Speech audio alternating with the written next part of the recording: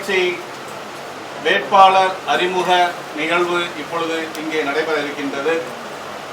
வருகை தந்திருக்கக்கூடிய அனைத்து ஊடக நண்பர்களையும் வருக வருக என அன்போடு வரவேற்று SDPI கட்சியினுடைய வேட்பாளர் அறிமுக நிகழ்வை கட்சியினுடைய அகில இந்திய துணைத் தலைவர் மரியாதைக்குரிய பெஹ்லான் பாக்கவி அவர்கள் நடத்தி வைப்பார்கள். சிறப்பான இந்த அறிமுக நிகழ்விற்கு வருகை தந்திருக்கக்கூடிய அகில இந்திய செயலாளர் மரியாதைக்குரிய யா முஹிதீன் அவர்களையும், அகில இந்திய பொருளாளர் மரியாதைக்குரிய அப்துல் சத்தார் அவர்களையும், அகில இந்திய செயற்குழு உறுப்பினர் மரியாதைக்குரிய ரவிச்சந்திரன் அவர்களையும் இந்நிகழ்விற்கு வருக வருக என வரவேற்பதோடு SDPI கட்சி போட்டியிடக்கூடிய சட்டமன்ற தொகுதியினுடைய வேட்பாளரை கட்சியினுடைய அகில இந்திய துணைத் தலைவர் மரியாதைக்குரிய பெஹ்லான் பாக்கவி அவர்கள் இப்பொழுது அறிமுகம் செய்து நிகழ்த்தி வைப்பார்கள். 5 மாநில சட்டமன்ற தேர்தல்கள்.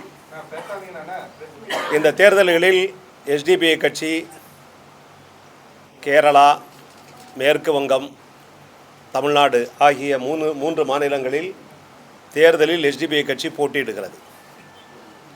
புதுச்சேரியை பொறுத்தவரை திராவிட முன்னேற்றக் கழகத்தினுடைய அந்த கூட்டணியில் காங்கிரஸ், திமுக உள்ளிட்ட இந்த மதசார்பற்ற முற்போக்கு கூட்டணியில் SDPI கட்சி அந்த கூட்டணிக்கு ஆதரவு தெரிவித்து தேர்தல் நிலைப்பாட்டை அறிவித்திருக்கிறது. தமிழ்நாட்டில் திமுக தலைமையிலான மதசார்பற்ற கூட்டணியில் SDPI கட்சி இணைந்து SDPI கட்சிக்கு நன்னிலம் சட்டமன்ற தொகுதி ஒதுக்கீடு செய்யப்பட்டிருக்கிறது. SDPI கட்சி ஒரு தேசிய அரசியல் பேரியக்கம் என்கிற நிலையில் நன்னிலம் சட்டமன்ற தொகுதியினுடைய வேட்பாளரை தமிழ்நாடு மாநில செயற்குழுவினுடைய பரிந்துரைகளை பரிசீலித்து நன்னிலம் சட்டமன்ற தொகுதியினுடைய வேட்பாளரை SDPI கட்சியினுடைய தேசிய தலைமை இறுதி செய்திருக்கிறது. அந்த வகையில் நன்னிலம் சட்டமன்ற தொகுதியினுடைய வேட்பாளராக SDPI கட்சியினுடைய தமிழ் மாநில தலைவராக பொறுப்பெடுத்து செயல்பட்டு கொண்டிருக்கிற, பொறுப்பு வகித்து கொண்டிருக்கிற முகமது முபாரக் அவர்களை இந்த நன்னிலம் சட்டமன்ற தொகுதியினுடைய வேட்பாளராக SDPI கட்சியினுடைய தலைமை தீர்மானித்திருக்கிறது. அதை இப்போது நாங்கள் அறிவிக்கிறோம். SDPI கட்சியினுடைய நன்னிலம் சட்டமன்ற தொகுதியினுடைய வேட்பாளர் முகமது முபாரக் அவர்களுக்கு பெருவாரியான வாக்குகள் வித்தியாசத்தில் அவரை வெற்றி பெற செய்திட வேண்டும் என்று நன்னிலம் தொகுதி சட்டமன்ற தொகுதி வாக்காளர் பெருங்குடி மக்களை நாங்கள் கேட்டுக்கொள்கிறோம். SDPI கட்சியை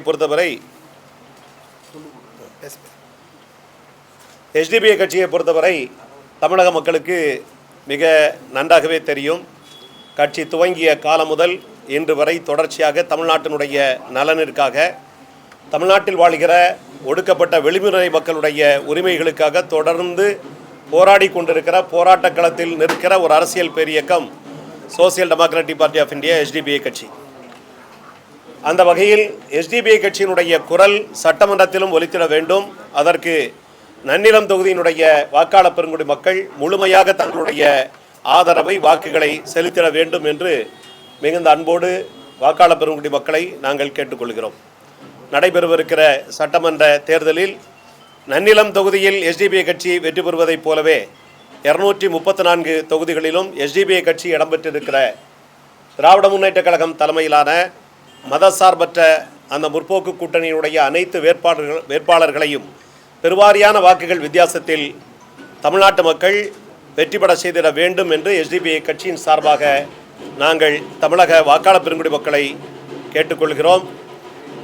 தொடர்ச்சியாக இந்த தேர்தல் என்பது தமிழ்நாட்டு மக்களுக்கு நாம் சொல்வதெல்லாம் சட்டம் ஒழுங்கு பிரச்சனை என்று பல்வேறு காரணங்களை கூறி எதிர்க்கட்சிகள் நிச்சயமாக தமிழ் வாக்காளர் பெருமக்களை குழப்புவதற்கும், திசை திருப்புவதற்கும் முயற்சிப்பார்கள். ஆனால் தமிழக மக்கள் கவனத்தில் கொள்ள வேண்டிய விஷயம், இந்த தேர்தல் என்பது ஒன்றிய அரசு தமிழ்நாட்டை தொடர்ச்சியாக வஞ்சித்து கொண்டிருந்தது. தமிழ்நாட்டினுடைய உரிமைகளை பறித்து கொண்டிருக்கிறது. RN ரவி அவர்கள் ஆளுநர், அவர் மூலமாக இன்னும்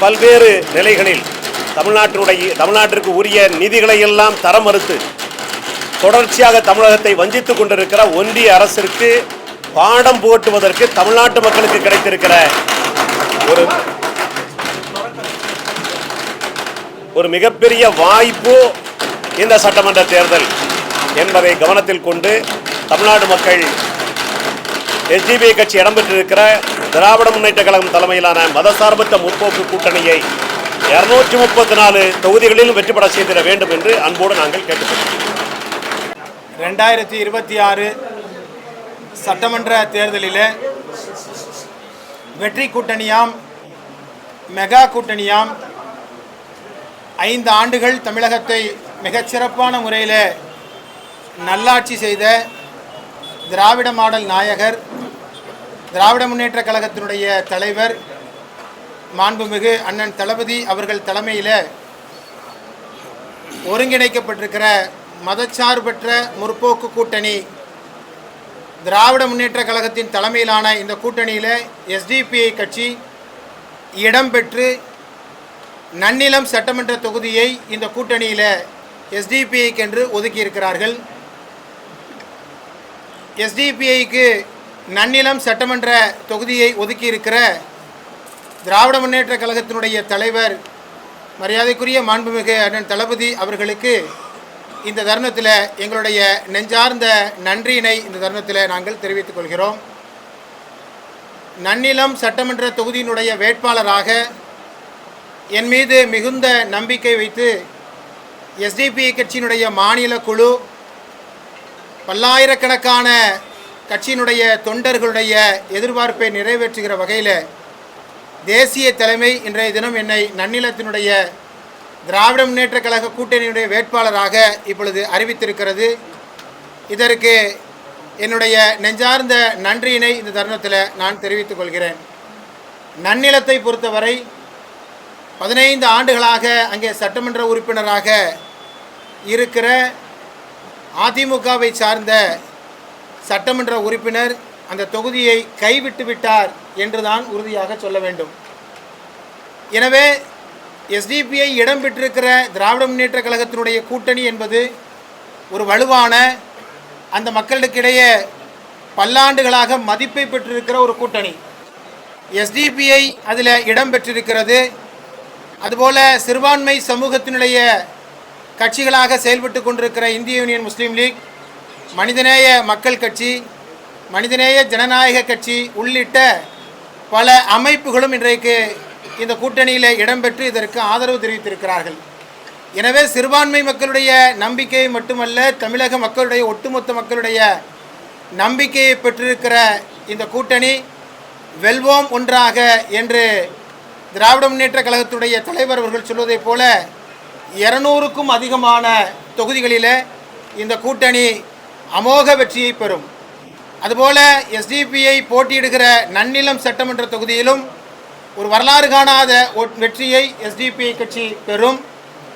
அதுபோல் தமிழ்நாடு முழுவதும் 234 தொகுதிகளிலும் இந்த கூட்டணி வெற்றி பெறுவதற்காக வேண்டி எஸ்டிபிஐயினுடைய பல லட்சக்கணக்கான தொண்டர்கள் தங்களை அர்ப்பணித்து வெற்றிக்காக பாடுபடுவார்கள் என்பதையும் இந்த தருணத்தில் நாங்கள் தெரிவித்துக் கொள்கிறோம். மே மாதம் 4ஆம் தேதி தமிழ்நாட்டுடைய அந்த வாக்கு எண்ணும் பொழுது இந்த மதச்சார்பற்ற முற்போக்கு கூட்டணி ஒரு மாபெரும் வெற்றியை படைத்தது என்று சொல்லுகிற ஒரு வரலாற்று சிறப்புமிக்க வெற்றியை மக்கள் தருவார்கள். அதுபோல் நன்னிலம் உட்பட 234 தொகுதியிலும் போட்டியிடுகிற திமுகவினுடைய கூட்டணியில் போட்டியிடுகிற அனைத்து வேட்பாளர்களையும் தமிழ்நாட்டுடைய வாக்காளர் பெருங்குடி மக்கள் அமோக வாக்களித்து வெற்றி பெற செய்ய வேண்டும் என்றும் இந்த தருணத்தில் நாங்கள் வேண்டி விரும்பி கேட்டுக்கொள்கிறோம். உதயசூரியன் சின்னத்தில் போட்டியிட்டீங்க. அன்னைக்கே அந்த அறிவாலயத்தின் வாசலில் பேட்டி கொடுக்கும்போது சொன்னேன், இது எங்களுடைய மாநில செயற்குழு எடுத்த தீர்மானம்.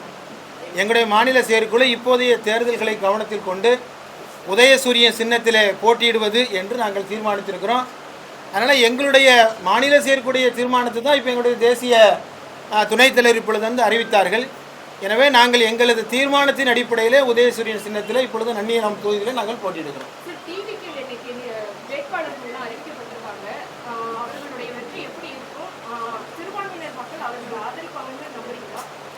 இது நான் ஏற்கனவே எல்லா ப்ரெஸ் மீட்லையும் சொல்லியாச்சு. எல்லா கட்சிகளுக்கும் ஜனநாயகத்தில் தேர்தலில் போட்டியிடக்கூடிய உரிமை இருக்கிறது அடிப்படையில் எல்லோரும் போட்டியிடுகிறார்கள். ஆனால் வெற்றி என்பது அது திமுக கூட்டணிக்கு மட்டும்தான். 200 அல்ல 234 வெற்றி என்று சொல்கிற அளவிற்கு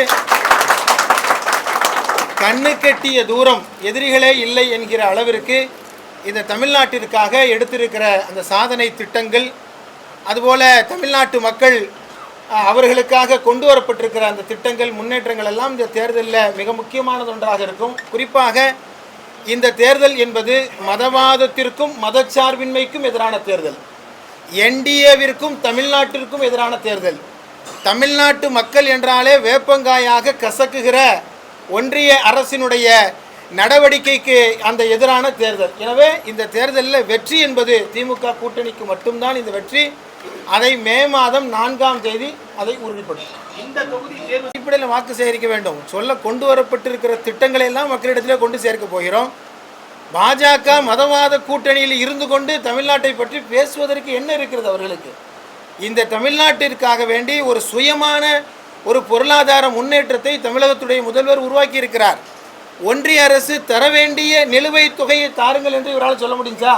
எதிர்க்கட்சி தலைவரால் சொல்ல முடிந்ததா என்றால் சொல்ல முடியல.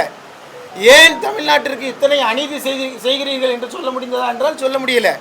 எனவே அவர்களுக்கு சொல்லுவதற்கு ஒன்றுமில்லை.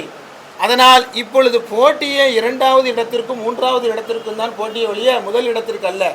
மக்கள் ரொம்ப தெளிவாக இருக்கிறாங்க. அவங்க நல்லாவே புரியுது யார் மக்களுக்காக போராடுகிறார்கள், யார் மக்களுக்காக பேசுகிறார்கள். இந்த அளவிற்கு மக்களுக்காக களம் இறங்குகிற ஒரு கூட்டணி யார் என்பதெல்லாம் தெரிகிறது. எனவே வேறு எந்த கூட்டணிக்கும் வாக்குகள் செல்வதற்கு வாய்ப்பில்லை. 100% வாக்குகளை பெறப்போகிற கூட்டணியாக இந்த கூட்டணி தான் இருக்கும்.